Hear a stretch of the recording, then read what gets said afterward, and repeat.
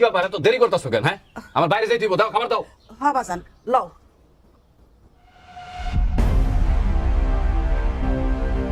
আম্মা এটা তুমি কি দিছো আমারে? হ্যাঁ, দুপুর বেলা কেউ আলু ভর্তা ডাল দিয়ে ভাত খায়? হ্যাঁ, এখন তো ফকির মিসকিনের বাড়ির ভিতরে এর থেকে ভালো খাবার থাকে। চল তো চল, হ্যাঁ খাবার খাবার সব চল এই চুপ হ্যাঁ খাইতে বসছি। আমারে দুপুর বেলা আলু ভর্তা ডাল দিয়ে ভাত দেয়।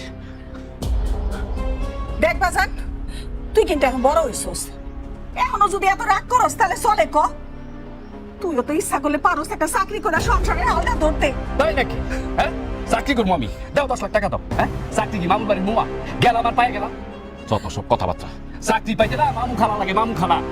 আমার কি আছে? মামা মানে তোমার ভাই কি করে? জুতা সেলাই করে, জুতা সেলাই মানে মুসি। আর আছে একটা বোন জামাই মানে খালু। এই দিবেন নাকি লেসপিতা রাস্তা রাস্তা লেসপিতা বিক্রি করে। কয় টাকা রোজগার করছ? কয় টাকা রোজগার করছ? ভাত ফেলা দাস? হ্যাঁ, হাফ কেজি চালের টাকা তো রোজগার করার মুরত নাই তোর। হ্যাঁ, আমার খাবার ফালাই দাও। ভাইয়া পড়ালেখা করে যদি মানুষ এগুলাই করে তাইলে আমি পড়ালেখা করুম না। এই একদম চুপ কর, এত কথা কসকে? হ্যাঁ, আব্বা বকতাছে দিকে তোর সাহস বেড়ে গেছে। সে কি কইছে? কে রে বকতেছে? ভালো কথা হইলে বকা হয় তোর। ঠিকই কইছে না? তোমার সবগুলো আমি দেখাইতেছি, খারাপ।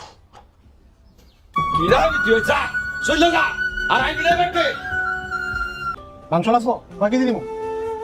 লাগবো আছে আমার 250 গ্রাম মাংস দাও। আমার পোলাটার আজকে আমি মাংস দিয়ে ভাত খাওয়াবো। রোজ রোজ যে শাক পাতা ভর্তা দিয়ে ভাত খেতে যায়, খালি রাগ করে। আরে জানতো চাচা, গরিবের আবার হাতে বিশাল। আমি 1 কেজি নিচে মাংস বেশি না। আমার মাংস না দেও তাহলে আমার পোলাটা ভাত খেতে যায়, আজকেও রাগ করবো। আরে বাড়ির মুসিবতে বললাম তো। আরে চাচা, আমার না আরো সঙ্গে কোনো পাপ তৈরি হয়, তার আমরা কই থেকে দিব? জানতো এখানে নাচ খারাপ করেন না। বাবা মানে ও বাজান, এই যে ভাত বাড়ছি খাইতে হও। আরে আরে কই যাও বাজান? যার নামে চৌরাস্তায় যাই। আরে আলু ভর্তার ডাল দিয়ে ভাত খাওয়ার আমার কোনো ইচ্ছা নেই। না বাজান, তোমার বাজানে আজকে গরুর মাংস নিয়ে আইছে হাটের থেকে। তাই নাকি? গরুর মাংস আনছে? কিন্তু আজকে তো আমার মুড নাই, মন ভালো না, খাবো না।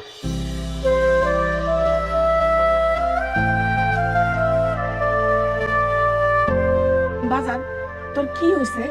কি হয়েছে শুনে কি করবা? হ্যাঁ, এত প্রশ্ন করো কেন? 14 লক্ষ টাকা দিতে পারবা? আমি দুবাই যাব। রত্নার মা কইছে আমি যদি দুবাই যাইতে না পারি তাহলে রত্নারে দুবাই প্রবাসী একজন লোকের সাথে বিয়ে দিয়ে দিই। কেন যে এরকম ফকিন্নি মার্কা একটা পরিবারে জন্ম নিয়েছিলাম। আবার তুই দুবা যাবি? ওই তোর লেগে 2 বিঘা জমি বেচে আমি এই রাস্তা রাস্তায় ভিক্ষা করে বাড়াবো? হ্যাঁ, জমি জমা তো সব শেষ করছি তোর লেগা। কত কষ্ট করে পড়ালেখা করেছি, কি পাইছি আমি? কি পাইছি? ভালো আমার বাড়ি থেকে তুই যা, চোখের সামনে থেকে।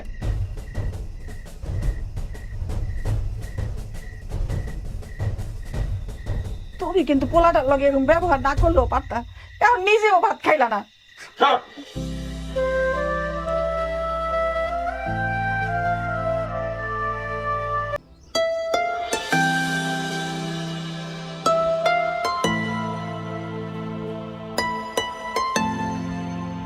আরে কি করতেছ?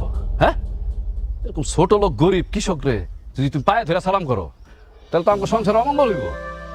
মানে তুই এসব কি কইতাছস? হ্যাঁ, আরে তুই কি ভুলে গেছস যে সে তোর জন্মদাতা পিতা? কি এমন আলাউদ্দিনের রাষ্ট্র পাইয়া গেছস? খুব টাকা পয়সা হয়ে গেছে না?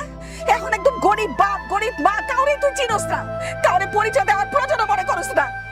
আরে আরে এই বাবা, এই গরিব বাবাই তোরে ছোট থেকে লেখাপড়া করায় বড় করছে, দিনের পর দিন কষ্ট করছে, কিন্তু তোরে বুঝতে দেয় নাই। সব ভুলে গেছস। যা, তোর যেখানে ইচ্ছা তুই সেখানে যা, লাগবো না তোর মা বাবা গরিব, পরিচয়ও দিস না, কোনো দুঃখ নাই। মানে তুমি এইভাবে কেন কথা বলতেছো? যতই হোক সে তোমার বাপ, আর আমাদের বিয়ের পর সে এখন আমার শ্বশুর। আমি তার সালাম করবো না? না, তুমি সালাম করবা না। এই লোক কি করছে তুমি জানো? আমার কাছ থেকে শোনো। আমি বিদেশে যাবো বলে তার কাছে টাকা চাইছিলাম, সে তো টাকা দেয় নাই, উল্টা সে আমার অপমান করছে।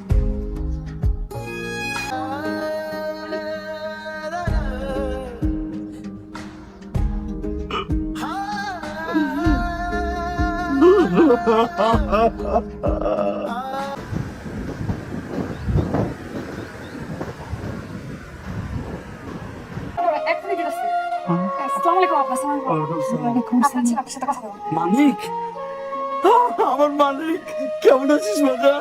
দাজান রে কেমন আছিস? এখন দুবাই আসছি তো, টাকা পয়সা কামাই দিছি, কথা সুর চেঞ্জ হয়ে গেছে না?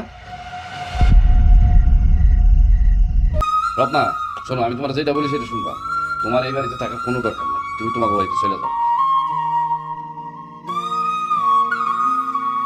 এখানে যদি তুমি থাকো তাহলে তুমি ভালো থাকতে পারবে না, যাও। চাচা এই মোড়ে রাখলেই হলো, দাঁড়ান।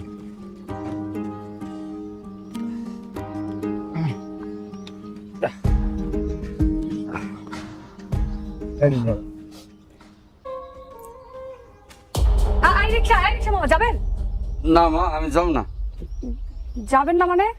আচ্ছা ঠিক আছে, যাবেন না বুঝলাম, কিন্তু আমাকে দেখে আপনি মুখ লুকালেন কেন? এমনি আপনার বললাম না, যাব না, আপনি অন্য রিক্সা দিয়ে যান। এমনি মানে? দেখি মুখ দেখান। না না, আপনি যান। হাত সর। বলে দেবো। হাত সর।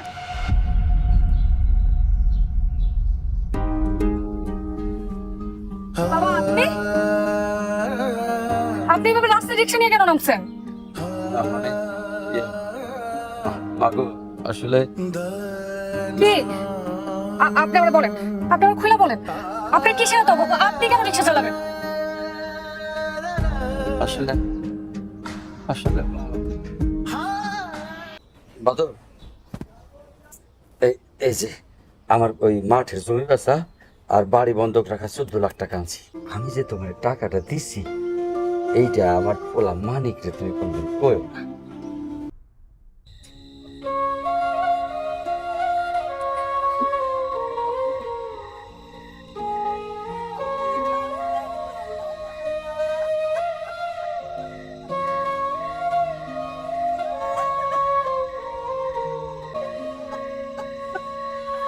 আম্মা, আম্মা, কি ব্যাপার? এটা কার লাশ? আমাকে বাড়ির উঠানে কেন? কি ব্যাপার, কথা কইতেছো না কেন তোমরা? এটা কার লাশ?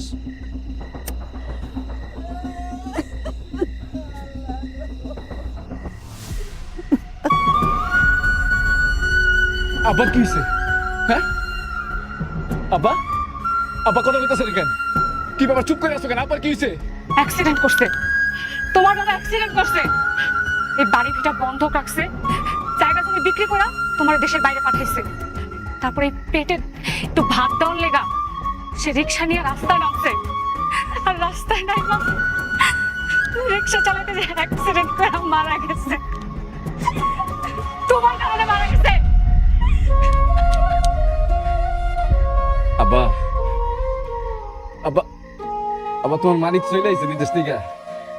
আব্বা আমি অনেক টাকা কামাই নিয়েছি এবার, দাও। আব্বা, আব্বা দেখো, তোমার আমি 20 লক্ষ টাকা নিয়েছি আব্বা। তুমি জীবনে যা যা হারাইছো আমার জন্য, এই টাকা দিয়ে তুমি সব ফিরে পাইবা আব্বা।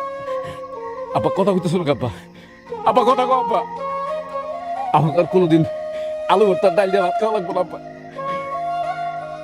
খাওয়া লাগবো না আব্বা। আব্বা আমি তোমার লোক অনেক অন্যায় করছি আব্বা, তুমি আমার না বইকে না বাইরে তুমি এইভাবে চলে যেতে পারো না আব্বা। আব্বা সারাটা জীবন শুধু তুমি আমাকে দিয়েই গেল, কিন্তু এই অভাগা সন্তান হয়ে আমি তোমার কোনো উপকার করতে পারলাম না, কোনো কিছু দিয়ে দিতে পারলাম না তোমাকে। আব্বা কথা বল আব্বা, আব্বা আমি তোমার